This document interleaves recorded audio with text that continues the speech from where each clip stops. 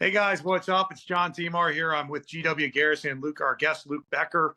GW and I are co-founders of Grapple Science, longtime grapplers, and we're really honored today to have Luke on the program. Luke's a coach at University of Minnesota wrestling program, one of the top programs in the country. Storied names like Gable Steveson is one of them. You have Logan Storley, all these guys, Brock Lesnar. It's just an incredible program. So we're super thankful and gracious for your time today, Luke, and would love for you to tell the listeners a little bit about yourself and the program to get us started. Yeah, I appreciate you guys having me on. I'm born and raised a Minnesota kid. I was fortunate enough to be able to stay home and come to the University of Minnesota and wrestle here. Had a great career here. Was able to stay on afterwards and coach and kind of work my way up through the ranks. Started as a grad assistant and volunteer, and now I'm the head assistant here at the University of Minnesota. I've been in the coaching ranks for about 20 years now. Helped the program as an athlete win a couple national titles.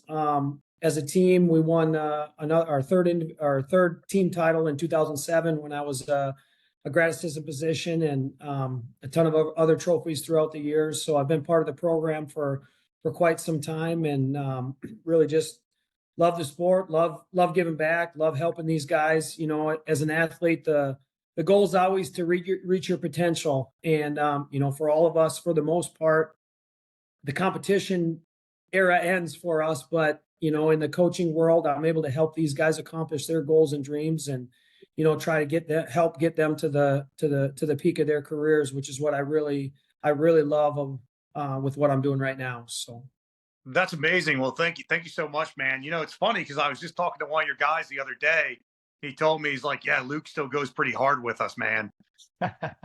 I try to. It's not super pretty anymore, but I try to battle with them as best I can. It's not I don't try to stack too many days in a row. I need some recovery time in there, but I try to push them as best I can. It gets harder as you get older. I think that's kind of what got us thinking about grapple science in the first place, is just the challenges on your body as you age, and thinking about how do you stay on the mats longer and how do you stay resilient. How you stay in the game, right? Because you can still do everything you used to be able to do. You just can't do it as long, and you pay for it way more. It takes a lot longer to recover. For sure. Hey, quick question. So take us through, in season, what an average day looks like for a Division I wrestler at Minnesota. What does their schedule look like? How often are they training? Are they lifting weights? Are they training in the afternoon, in the morning? How much mat time do they get? Just sort of a run through in season. What does that day look like for these guys?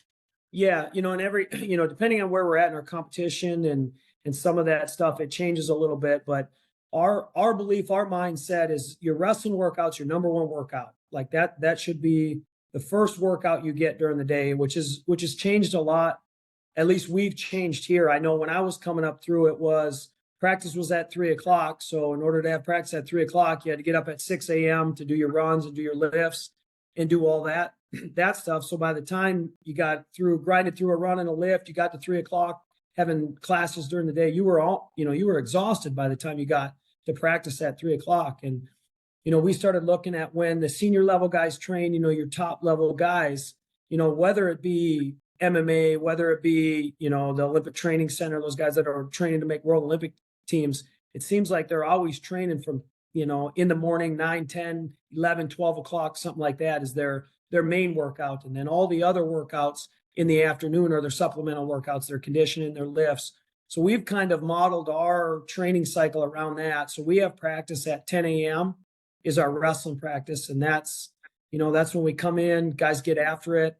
Our guys really seem to love it. They feel the freshest, the most excited to come in at that time to get what we need to. And then we lift and do our conditioning and that type of stuff in the afternoon at about 4:00. So again, all of the wrestling, for wrestlers, the wrestling piece is the most important part, right? Like your technique, your conditioning, all that. The majority of that stuff you're going to get in your wrestling workout. And then your lifting, your conditioning, all that supplemental training, right? It's necessary. But if you have to grind through you're maybe a little bit sore, beat up from the wrestling practice, if you got to grind through a lift, if you got to grind through some conditioning, that stuff's kind of made for that in a way anyway. So our thing is we want guys to be as fresh as they can be for wrestling practice, get the most out of it in the morning. And then we do all of our supplemental training, conditioning, running, stuff like that in the afternoon. So that's typically what a day looks like as far as our training. Wrestling in the morning, lifting and conditioning in the afternoon. And then, we'll do individual workouts in there as well. Maybe guys will come in. If we don't have a lift in the afternoon, guys will come in the afternoon. We'll do individual workouts with guys. Or even if they have a lift, sometimes they'll do a little bit of an individual workout prior to the lift in the afternoon. So that's incredible. So it sounds like the lifting and the conditioning kind of varies day to day. Is that an everyday thing? Are these guys grinding every single day in the weight room and on the track? Or no, it depends on where we're at. In the off season, we have a 3 day a week lifting program. So usually it's like Tuesday, Thursday, Saturday is when we get our lifts in. And then, we're probably wrestling 4 days a week. Then, and then when we're in season, we still try to get 2 lifts in a week.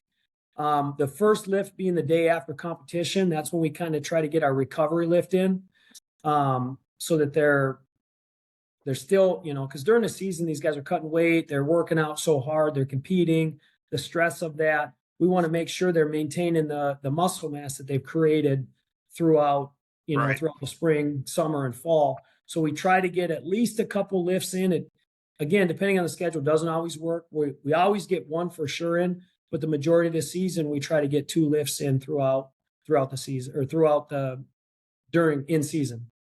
And then that second one's probably a little bit lighter. It's more of a feel-good pump, just get blood flowing, just help your bodies feel a little bit better. That's cool. And the practice sort of competition schedules, is it pretty fluid or is it standard during the season? It just depends. Like when we get in after the first of the year, we get into the Big Ten season, kind of November, December is kind of our open season. So we have our non-Big Ten competition. We have some open tournaments, some of that. So that kind of varies. Then after the first of the year, we get into our Big Ten competition, and we have 8 Big Ten duels that we get in a 6-week period. So some weekends will be Friday, Sunday. Some weekends we'll just have 1 dual meet. So these next couple weekends, we have 2 this weekend, Friday, 2 at home, 1 Friday, 1 Sunday. And then the following week we travel, we're on the road Friday, Sunday. So it just kind of varies a little bit, but we have, at least 1 Big Ten duel. Sometimes we have a couple Big Ten duels. That's really cool, man. That's intense. Are your guys like, are they, I mean, obviously this is these combat sports, they're all weight classes, right? Are these guys like constantly dropping weight, or are they just optimized at that weight that they're wrestling in? Like how are they changing? Depends on the guy. Yeah. Most of our guys do a really good job, right? Like, I think ideally we would like to have guys, around that 4% range, which is anywhere from 7 to 8 or 9 pounds of their weight class at all times. I just think, for these guys, the closer you can be to the weight you're training at when you get out there and compete on Fridays and Sundays, like, you're going to feel the best if you're training around that weight. If you're training 10, 12, 14 pounds over, it's not going to quite feel the same as it does once you get down to weight. So everybody's a little bit different. Some guys sweat more than others, so some guys can be a little bit heavier. But, for the most part, our guys are pretty diligent, and they try to stay within that weight range throughout the season. So. You hear that, G-Dub, man? You're going to be tired, man. You'll be weak if we compete against each other. I was a average high school wrestler, and I was really little, believe it or not. And I used to get on the scale with a sandwich and piss everyone off. So and we didn't even, I would come out of football, and football was all about football practice, weight room. And then back then in the 90s, I don't want to age myself, but we did no strength training for wrestling. We did wrestling and more wrestling, and then running, and then more wrestling. And that was it. Yeah. We never went in the weight room. So it's awesome that you guys have like a program that, these guys are like, you want to get better at wrestling, you want to get stronger at wrestling, do more wrestling, and that was it. But getting in the weight room, I think, helps tremendously. Yeah, it's changed a lot over the years. And, even from when I competed, and we would spend time in the weight room during the season too, but it was it was the harder you work, the better you are. And I'm all about hard work. And I think you need to train and you need to do those things. But when you get into the season, you also have to stay fresh. You have to keep your bodies fresh. You have to keep your minds fresh. The end of the year, when you get to those big tournaments, the guys who are excited, fresh, and ready to compete, those guys do the best at the end of the year. And the Big Ten's so tough. The grind is so tough that we have to make sure we feel that these guys are not, that their minds and bodies are excited and ready to compete. You can't just grind all the time in the more. Out of season, you can go, and you build, your mentality, you build your conditioning, you do all that stuff out of the season. When you get into the season, you're still training hard, but you got to be smart about the way you're peaking and having these guys ready, excited to compete, and having their bodies feel as best they can when they step out on Fridays and Sundays. It's incredible. For the guys that might see this that don't really know about wrestling, maybe they're into BJJ or MMA or something. How many meets or competitions does the guys have or the team have usually per week? They can have multiple per week, or is it one a week? And then during the weigh-in, how much time do you have between the weigh-in and when you actually compete? Because say in MMA, they weigh in the day before, usually in the morning. They have a ceremonial weigh-in in the evening, and then they're already, replenishing. So the weight drop is usually pretty drastic. But then again, they're fighting 2 or 3 times a year, sometimes 4. And you guys might be competing at a much higher clip. And also that's why it's more important to stay within, 4% of the target weight at all times. Yeah. Again, the schedule kind of varies. We can have 16 dates during the season. And that can be a tournament. You could get 5-6 matches in a tournament. Maybe you hit a big 2-day tournament, you get 5-6 matches that weekend. You can have, maybe you just have one single duel on a weekend. Again, I talked about it. We have these next coming weekends. We have two competitions on Friday and Sunday. So it kind of varies a little bit. I think our guys on average will probably by the end of the year have, from November to March, we'll have anywhere from 20 to 30 matches. So they compete a lot, and especially when you get into your Big Ten season, it's Friday, Sunday, then you compete again on Friday. Then maybe you have a little bit longer break. You don't compete till the following Sunday. So it does vary a little bit, but as far as the weight goes, they have to make, every time we compete, they have to make weight. They have to make scratch weight. And weigh-ins are 2 hours before. So guys have to get down to weight 2 hours before, and in 2 hours they're on the mat competing. So we have to be really diligent on how you make weight. You can't jump in a sauna. You can't cut all your water weight at the end, because that'll crush you. You can see guys who cut their weight the wrong way in the third period. You can see what happens to them. But with that, we try to keep our guys close to where they're at, but it's also become, weight cutting has kind of become a science in a way. It's not quite to the extent with MMA, with the 24-hour weigh-in, where you can, drop 15 pounds, 18 pounds, something like that in a couple days.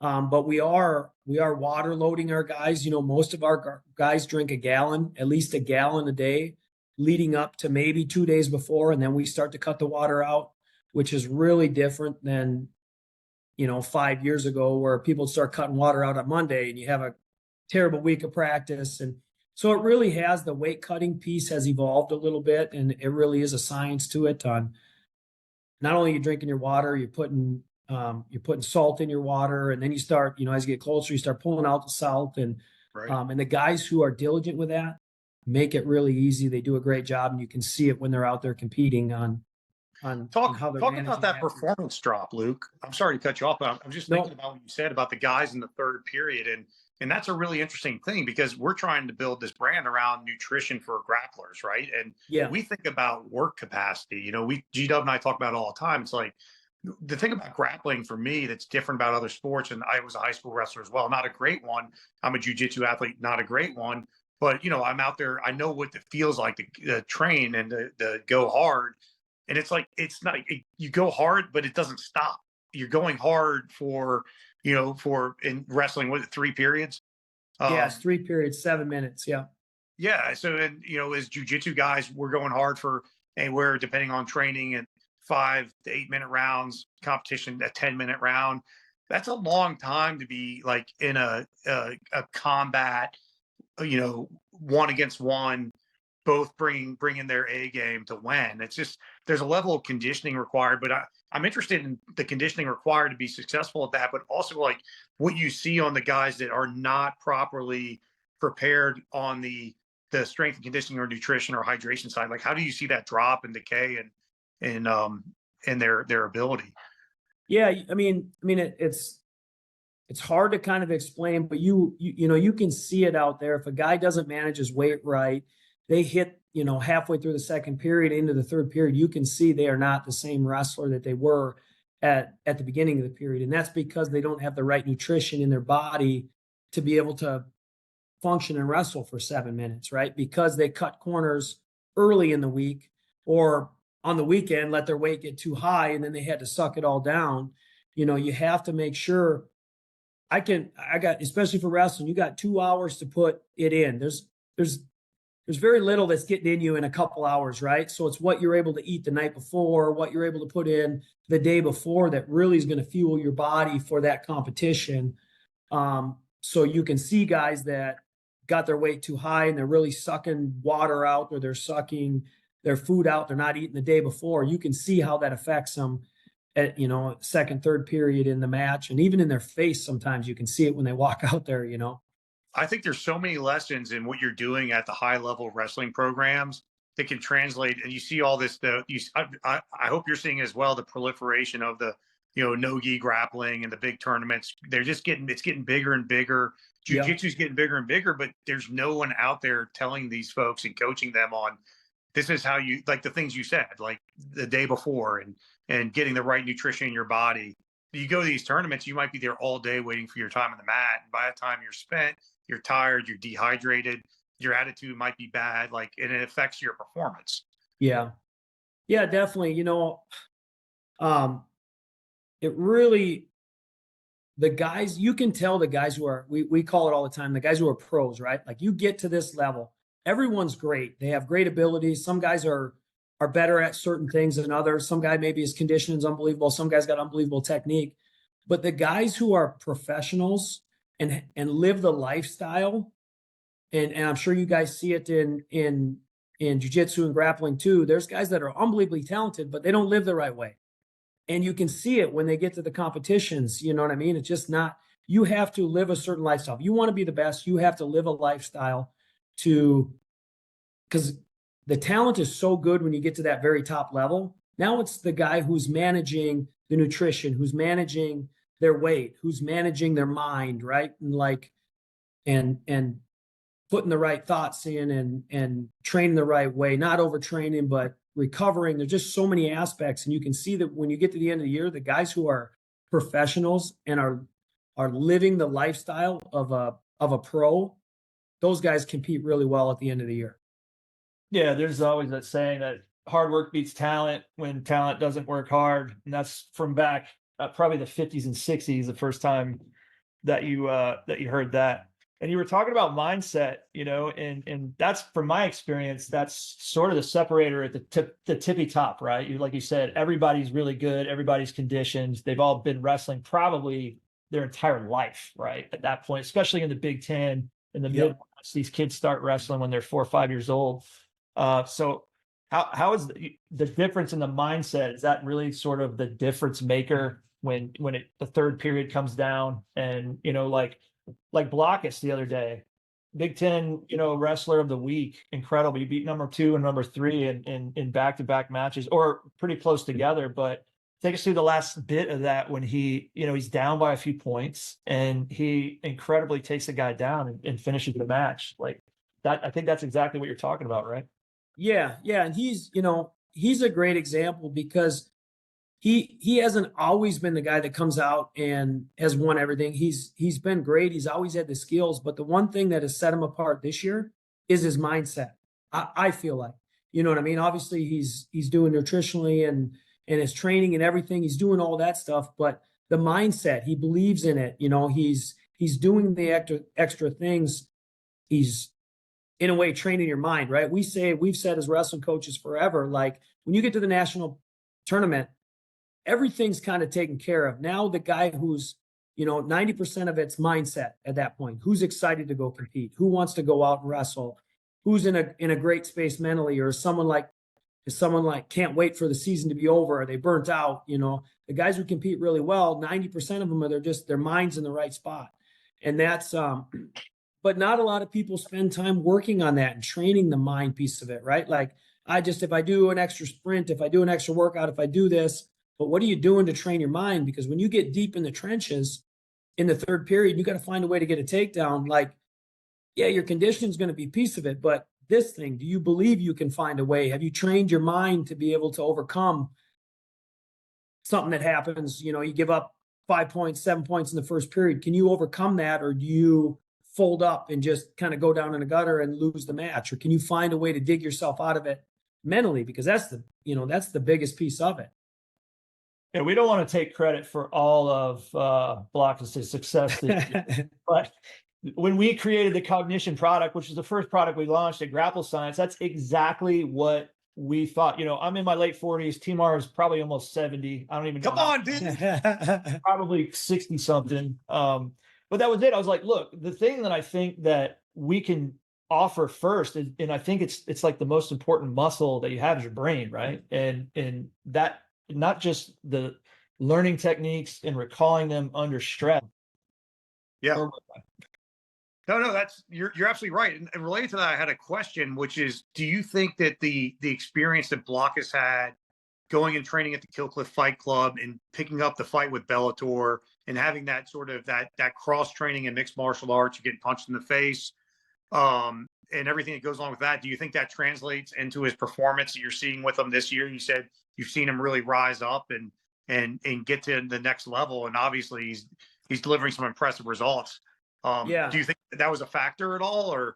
I definitely think it is. I think he was able to step away for a little bit. He decided he was going to go into the fighting career, which was, I want Blockus to do whatever he feels is best for him. And then he took a little time away, and I think it is. I've never locked myself in a cage. I don't want to get hit, but I think it's just a different mindset. Like when that cage gets locked, like it's you and that guy. Like we're not just wrestling here, right? Like he's trying to knock me out, I'm trying to knock him out. And then I think when you see that and understand that a little bit, and you go back to a wrestling match, like wrestling's pretty easy. I just got to go out and leave it all out there. And you know what I mean? I'm not going to get punched. I'm not going to get knocked out. Is the guy going to come at me? Is he going to wrestle hard? But really, I just got to go out and wrestle my best. And I think for him, he's kind of been able to make that switch. Like he's less worried about winning or losing and just going out and being a competitor and wrestling the way he's capable of. And I think that's where you see guys really, when they can let that piece of it go. I don't know if this happens a ton in wrestling. I don't know if you guys see this in your sport, grappling and some of that, but when a guy stops competing and he comes back in the room, he becomes a 10 times better wrestler because he's not worried about the competition part of it. You know what I mean? I can't make a mistake. I can't get beat by this guy in the room. They're just wrestling free. And we see it all the time. And it's because that they let go of the mental piece, the stress about winning and losing, and they're just having fun and enjoying the sport like it should be, right? And I think that's what Blockus has kind of figured out this year a little bit, that, you know what I mean? He's enjoying the process. He's enjoying going out and competing. It's not about winning or losing. He's just going to go leave it out there. If he gets his hand raised, great. If not, he's going to go back to the drawing board and he's going to go figure it out and go do it again. So I think that's an amazing insight, man. It's you're competing against yourself, right? It's not, you're trying to be the best version of yourself. You hear a lot of people talking about it in different sort of, podcasts or health and wellness types of ideas, but that seems to be what it's about. And if you're worried about the person next to you and the person across from you, then you're not going to spend the time like actually thinking about being the best version of yourself. And I think that's just a drain on you mentally. Yeah. That's a really interesting insight. I was sitting in where we had a workout this morning. I got done with the workout. I'm sitting there talking to one of the guys, and I said, because he needs to open up. He's got great attacks, and he needs to open up a little bit. And I said, you can't, like, in the practice room is where you have to do that, or you'll never go out and do it in competition. And he goes, yeah, but when I wrestle so-and-so, he's like, I just can't open up because there's no way I can let him take me down. I'm like, well, then you're never going to grow as an athlete, because if you're worried about giving up a takedown in the room, just because you think you're better than this guy or you should be beating him, but you're worried to attack because of giving something up, you're never going to grow in your craft. You have to be willing. We tell our guys all the time, you have to be willing to make mistakes. You have to be willing to lose in the room. You can't be so worried about winning the room, because nobody gets their name on the wall. Nobody gets their hand raised in the room, right? It doesn't matter. You can be 150-0 in the room, but if you can't let loose and go compete and throw yourself out there in competition, none of that matters, right? So the mindset is a huge piece of it. And again, you see the guys who figure it out, and wow, it's amazing how much better that they become and how much freer they let themselves compete. That's another incredible insight. There's this guy, you may have heard John Donahar and Gordon Ryan. He says something very similar, that you should spend in what we do. Donahar says, hey, look, you should spend like 80% of your sparring rounds sparring with some of the newer people, the blues, the whites, the purple belts, to get better, because you're going to let yourself go, and you're going to try things that if you're going black belt, it's going to be a tighter game. You're going to use fewer moves. It's going to be the intensity is going to be different technically, and you're probably going to be less likely to expose yourself in situations that are going to be great learnings for you. And I find that for myself, as my game got really static. And so I've just started exclusively, I'm headhunting the young guys and the new guys and the people without as much experience, because I don't care. I'm going in, and if they tap me, I don't care. I'm trying stuff that I can't get away with on a guy like GW. If I do it to GW, he's literally going to pulverize me. So, so that's a really, I appreciate you saying that, because I think a lot, we get stuck in this ego and this concept of like, we get afraid to lose and afraid to fail. And because of that, we don't advance. And I think it's in all of our life, but especially in sports like this, and you have to be willing to let go. I think when I went through Navy SEAL training, that was kind of the thing for me. And I tell people, is like, I was willing to give it all and let go to try to get to the other side. And that's why I was successful. Yeah. So yeah, you can make mistakes. That's why you're free flowing. And those guys, like with a black belt, you make one little tiny mistake, you never get it back, and they ride around the whole rest of the round. Whereas a blue belt, you can put yourself in positions where they're not going to capitalize like a black belt. And so you do it. You put yourself in. Right. Yeah. So you have to learn, because you're going to get put in those areas. You know what I mean? You have to put yourself in those areas and make mistakes and fight through them and fight out of them. And otherwise you never learn, you never develop. Yeah. For me, I didn't become a great training partner, honestly, in retrospect, and being completely honest, until I started coaching, and it completely flipped the switch where I was like, oh my God, I don't have to murder everybody. You know what I mean? You can't help yourself, because I would never give an inch to anybody, and then we were in a very competitive room. Everyone was competing.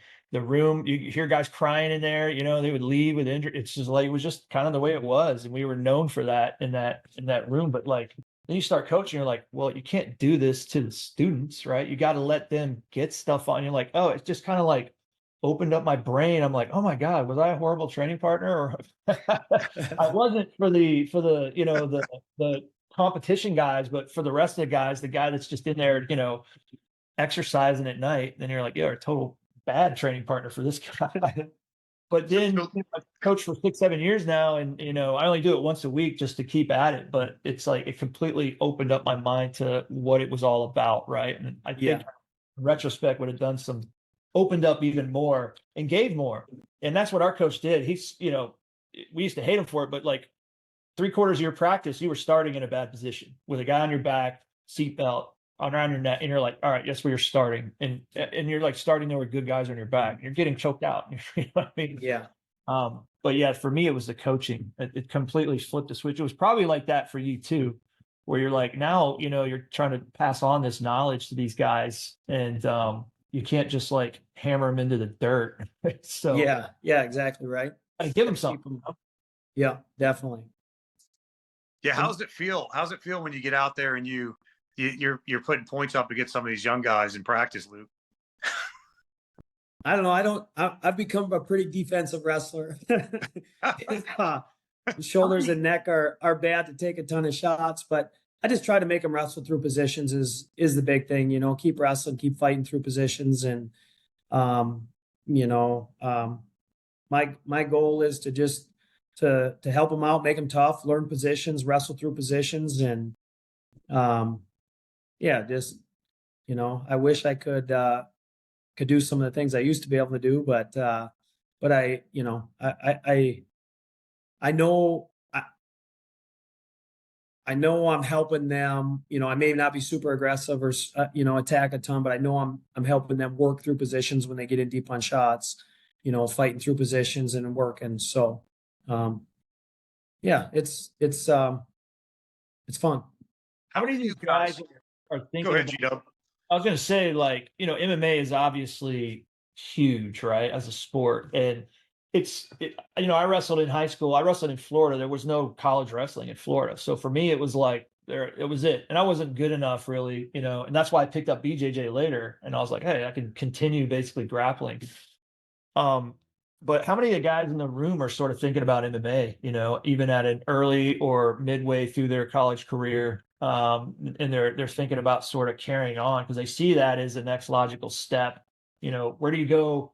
You go international with wrestling, or you do that for a little while and then you go into MMA, or what would you say the percentage of these guys, because they're all hardcore guys if they're college wrestlers, right? They've been around since they were kids and they probably don't want to stop, and now they can see they can make a living at it, right? Yeah. And now that money is legit, so what would you think, like even on your team, like how many of the guys are thinking about a future beyond wrestling and MMA or some other sport and combat? Yeah, it just depends. Obviously we've had quite a few over the last couple of years, with obviously, and it kind of started with obviously with Brock a little bit, and then Storley. Storley knew coming out of high school that's what he wanted to do. And that was kind of the time that MMA and wrestling was, wrestlers getting into MMA was kind of coming up. So, and then obviously we have Blockus, Mitch McKee's fighting now. Pat, I know, wants to fight. So it just kind of depends on the guys a little bit.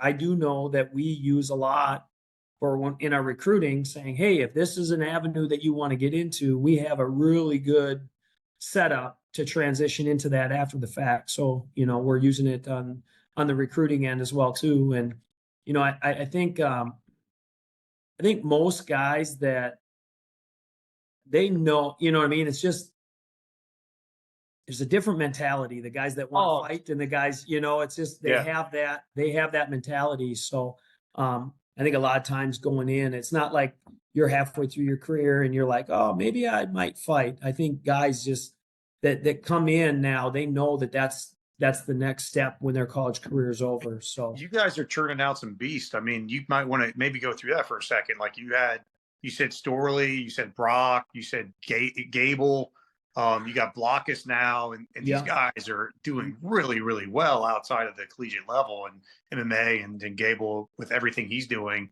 Yeah. And you've been there for that whole thing. That's super impressive. How is it when you're talking? I was really interested in, and maybe you can have me answer both these questions. But I was kind of curious, and like, how do you think about when you're out recruiting? Obviously, you're a top program in the country, so you're obviously competing with other guys for the top guys. But like, what are the things that you're looking for that makes them the material to be a University of Minnesota wrestler? And then two, you mentioned that you've created sort of a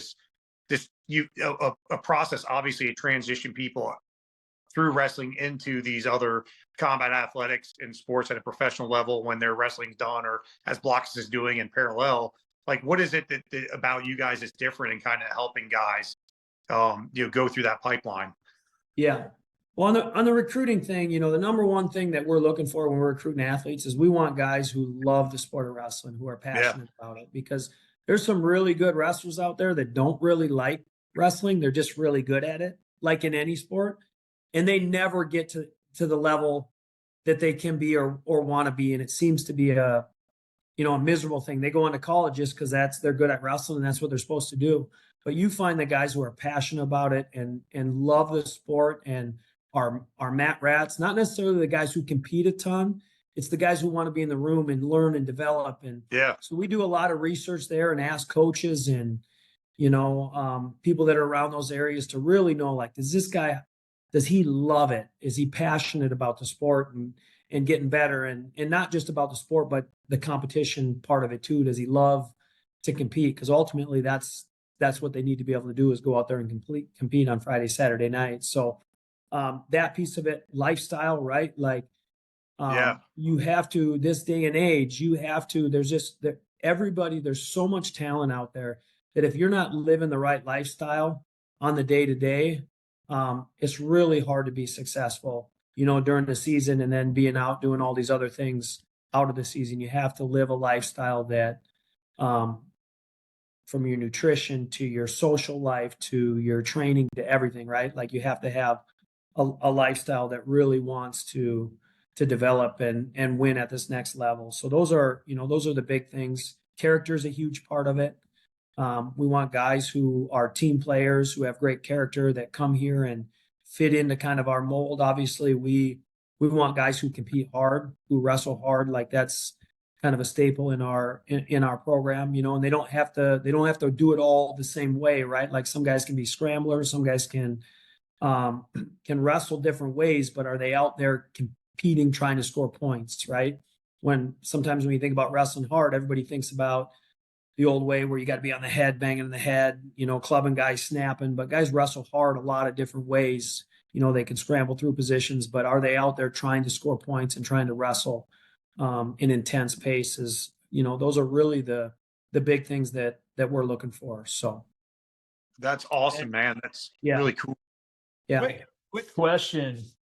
And NIL, right? So this has changed the landscape of NCAA sports. Pretty much you only hear about it in football and a little bit in basketball now, and obviously in baseball too. But how has it changed, like, what you guys do in wrestling? You don't have to get too detailed, but I know it definitely has. And I know you actually, when I was in college, I didn't have two nickels to rub together, but these guys can actually make a little bit of money while they're in college. And then I know it for recruiting, right? It's cool for recruiting too. How is that NIL stuff? And it's changed how you guys do what you do, basically. Yeah. It definitely has changed. And obviously I'm in the wrestling world. So, I hear about football, basketball, some of that stuff, but it really is a big piece of the wrestling world too, and the transfer portal. And there's teams out there that are going out and trying to buy guys. And the crazy thing to me is like, there's high school coaches, there's club coaches, there's parents that are saying, hey, you go to a school and you become an All-American. They're saying, hey, go in the portal, see what your value is, see what your worth is. And to me, that is just crazy. I could never imagine telling my son that, right? Like, so I don't get that piece of it, but I think it's awesome that these guys have opportunities to go do camps and make some money and, create some value because they work their butts off, right? And especially in wrestling, there's 9.9 scholarships. So we have 33 guys in the team. Like that's spread out somewhat through there. So there's a lot of guys who aren't on scholarship or on very little scholarship. For them to be able to make some money and help cover their school costs is a big deal. I know, it's a big piece of it for us. When you look at wrestling, there's obviously your college program, there's your senior level, there's the clubs, you call it, trying to make RTCs, trying to make world and Olympic teams. And then there's obviously the NLI factor. And I think there's a handful of schools out there that can do all three of those. And that's what we want to do here at the University of Minnesota. We want to, help these guys win individual titles here. We want to bring a team title back to Minnesota. We want the Gable Stevesons of the world to be able to come here and win Olympic gold and win world medals, like that piece of it. But we also know that the NLI world's out there and we have to fundraise money for that. And we have to continue to be that piece of it too. And it has changed. It's a different world, but there's a lot of programs that are just getting rid of their RTCs and not having guys train to make world and Olympic teams. And we don't want to do that. We want to keep that, we want to have those opportunities for our guys at the same time that we have opportunities for them to make some NLI money and make some money there as well. So. Yeah, That's incredible. Did you guys see the USA Wrestling post a few weeks ago that in 2023 wrestling was the fastest growing high school sport for guys and girls? Yeah. What do you think's driving that? I mean, that's really cool, especially as guys, we grew up, all of us were high school wrestlers, right? So yeah. Wrestling's a really unique sport, as we all know, right? Like, you don't have to be the biggest guy. You don't have to be the fastest guy.